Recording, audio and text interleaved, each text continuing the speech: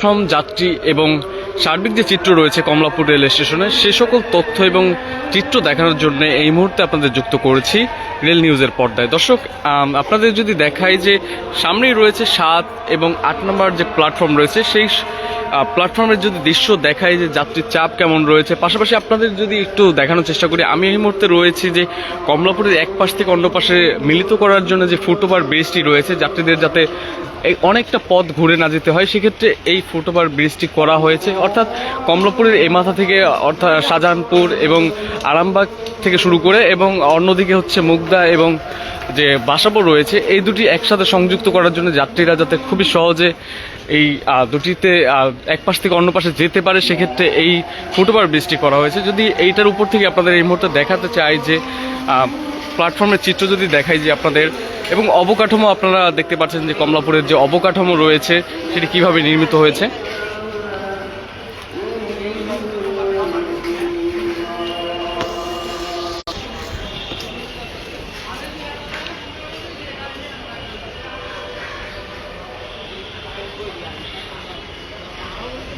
এবং অন্য পাশে যদি দেখাই যে এখানে বিভিন্ন কন্টেনার রয়েছে, অর্থাৎ যে মালবাহী যে ট্রেনগুলো রয়েছে, অর্থাৎ কন্টেনারবাহী যে ট্রেনগুলো রয়েছে সেগুলো এখানে এসে কন্টেনারগুলো নামানো হয় এবং অন্যদিকে হচ্ছে বিভিন্ন পোর্টে নেওয়া হয়। একটু যদি বলে রাখি, চট্টগ্রামে বিভিন্ন কন্টেনার এসে থাকে, সেখান থেকে এই ঢাকা আনার জন্য এই যে রয়েছে এখান থেকে কন্টেনারগুলো লোড আনলোডিং করা হয়।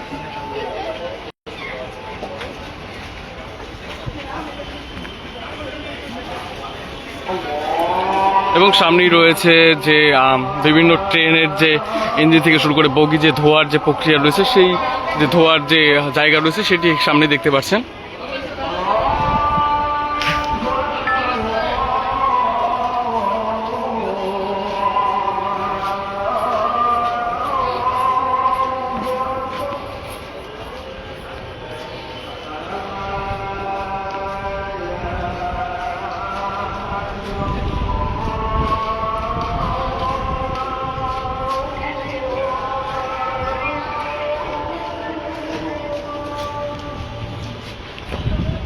দর্শক, যেমনটি দেখাচ্ছিলাম যে কমলাপুরের এক পাশ থেকে অন্য পাশ সংযুক্তকরণের যে ফুটওভার ব্রিজ রয়েছে, যাতে যাত্রীরা দীর্ঘ একটি পথ না ঘুরে যাতে খুব সহজে এই কমলাপুরের উপর দিয়ে এক পাশ থেকে অন্য পাশ যেতে পারে। কেননা কমলাপুরের ভিতরে যদি প্রবেশ করতে যেতে হয়, সেক্ষেত্রে টিকিটের প্রয়োজন, এবং এইটার উপর দিয়ে গেলে যাত্রীরা খুব সহজে এক পাশ থেকে অন্য পাশে যেতে পারবে এবং কমলাপুরের মূল যে ভিত্তি রয়েছে সেখানে প্রবেশ না করেই।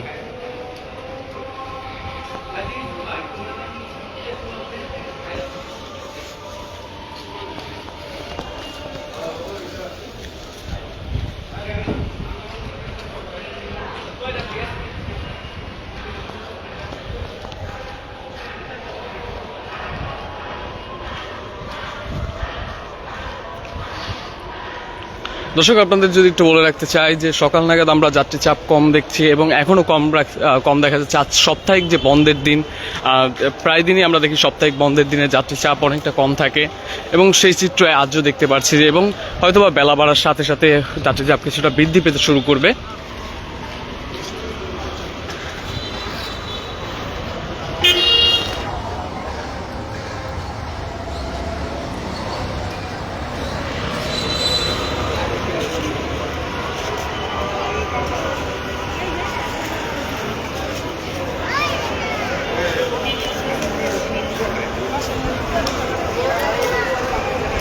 যেমনটি দেখছেন দর্শক, এই মুহূর্তে আমি রয়েছে ঠিক প্রবেশদ্বারের সামনে, যেখানে যাত্রী সংখ্যক যারা রয়েছে, সামনেই রয়েছে প্রবেশদ্বার যে গেটটি রয়েছে, সেখানে দায়িত্বরত টিসি এবং টিকিট চেকার, অর্থাৎ টিকিট চেকার যারা রয়েছে তারা প্রত্যেকে টিকিট চেকিংয়ের মাধ্যমে যে ভিতরে প্রবেশের প্রক্রিয়া সেটি করা হয়।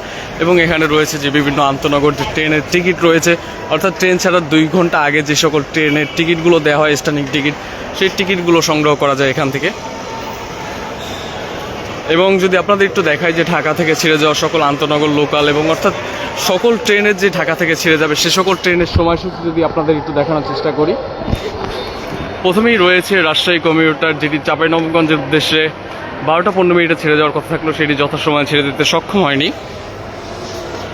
একটু যদি বলি, রাজশাহী কমিউটারের আমরা বিগত প্রায় 20-30 দিন ধরে দেখছি যে একই চিত্র, যে সময় মতো সেই ট্রেনটি ছেড়ে দিতে সক্ষম হয়নি এবং সেই চিত্র আজও দেখতে পাচ্ছি এখন পর্যন্ত কমলাপুরে সেই ট্রেনটি আসতে পারেনি এবং আরও কতক্ষণ নাগাদ সময় লাগতে পারে সেই ট্রেনটি কমলাপুরে আসতে এবং তারপরে কখন ছেড়ে যাবে সে বিষয়ে কোনো সুনির্দিষ্ট তথ্য নাই। প্রত্যেক দিনই আমরা দেখছি যে 2 থেকে 3 ঘন্টা সেই শিডিউল বিপর্যয়ের সম্মুখীন হচ্ছে এবং আজও সেই চিত্রই এই মুহূর্তে দৃশ্যমান।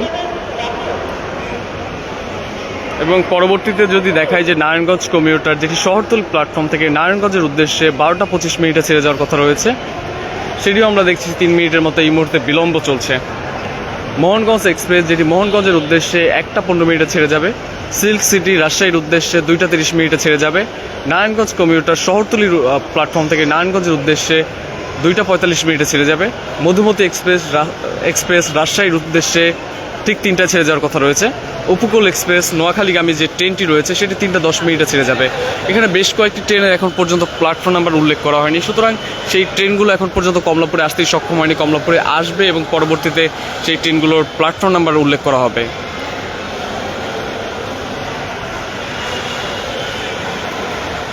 দর্শক, আপনাদের যেমনটি দেখাচ্ছিলাম যে ঢাকা থেকে ছেড়ে যাওয়া সকল যে ট্রেন রয়েছে সেই সকল ট্রেনের যে সময়সূচি, বিশেষ করে রাজশাহী কমিউটার আমরা আপনাদের দেখাতে চাই যে প্রতিদিনই আমরা দেখছি যে বিপুল যে সংখ্যক যাত্রীরা যে ভোগান্তি সেটির সম্মুখীন হচ্ছে। কেননা বিগত 20-25 দিন ধরে বা 30 দিন ধরে আমরা একদিনও সময় মতো এই রাজশাহী কমিউটার ট্রেনটিকে ছেড়ে যেতে দেখিনি এবং আজও সেই একই চিত্র বিদ্যমান রয়েছে।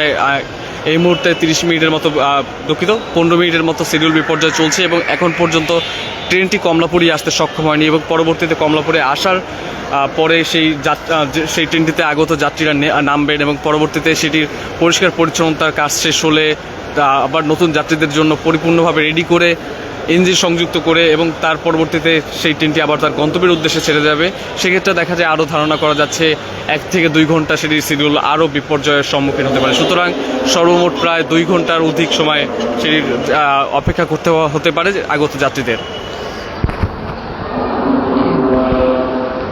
যেমনটি দেখছেন যে এখানে যারা রয়েছেন তারা টিকিট সংগ্রহের চেষ্টা করছেন। যেমনটি আপনাদের বলছিলাম যে যে সকল ট্রেন রয়েছে সেই ট্রেন ছাড়ার প্রায় 2 ঘন্টা আগে থেকে সেই সকল ট্রেনের যে টিকিট রয়েছে সেগুলো এখানে কাউন্টারে থাকে এবং যাত্রী যারা রয়েছেন তারা স্টার্টিং টিকিট অর্থাৎ আসনবিহীন টিকিট সেগুলো সংগ্রহ করতে পারে।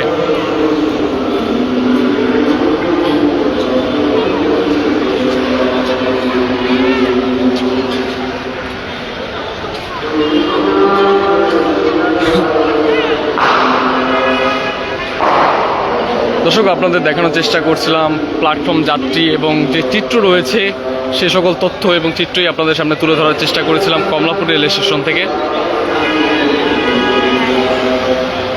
দর্শক, এই ছিল দুপুরের আপডেটে আপনাদের সকল তথ্যই দেওয়ার চেষ্টা করেছিলাম। কখন জায়গা ছেড়ে যাবে, ট্রেনের শিডিউল বিপর্যয় রয়েছে কিনা এবং প্ল্যাটফর্মের চিত্র সবকিছুই রেল নিউজের পর্দায় আপনাদের দেখানোর চেষ্টা করেছিলাম। রেল নিউজের সাথে যুক্ত থাকার জন্য অসংখ্য ধন্যবাদ।